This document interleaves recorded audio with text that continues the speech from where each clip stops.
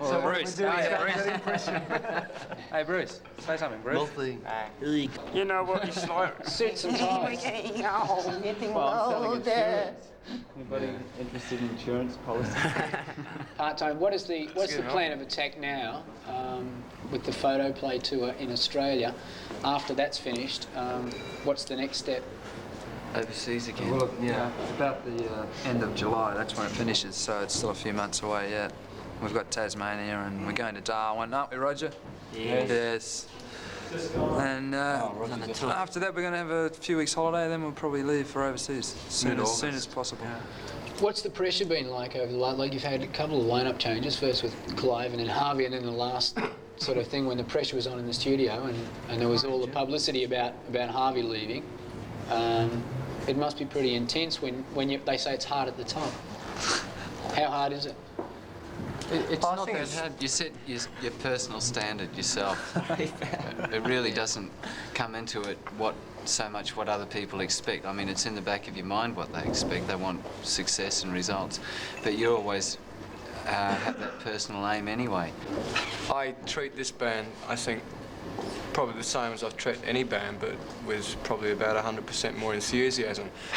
And I felt that what I'd done on the last album, I had to more or less sort of consolidate what I'd done with the band then to what I'd done with the band now. And I think what created the problems what we had came from not so much the band as more myself, of knowing that in my own mind it had to be so much better than the last album.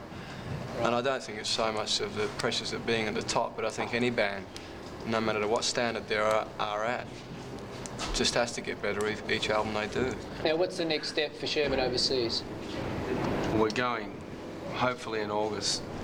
For how long, we don't know at the moment. We'd like to tour our bottoms off. Yeah, we just like to work as we've worked here in previous years, going back, say, 4 years ago, when we used to just tour and tour and tour. And we want to do that in Britain and Europe, and the same in America, and just get people to know us as a band, as a live act, instead of, because records are so hard to break unless the people can actually see, you know, the personalities or whatever's coming off the stage, and that's what we want to do over there. Great. Will you be concentrating as much on America as what you did on the UK in the last year? Hopefully, yeah, to try to weigh it up evenly if we can. But the first thing that we feel is important to do is to consolidate the success we've had in the UK. If we don't go back there until after, say, 6 months in America, by then it's too long.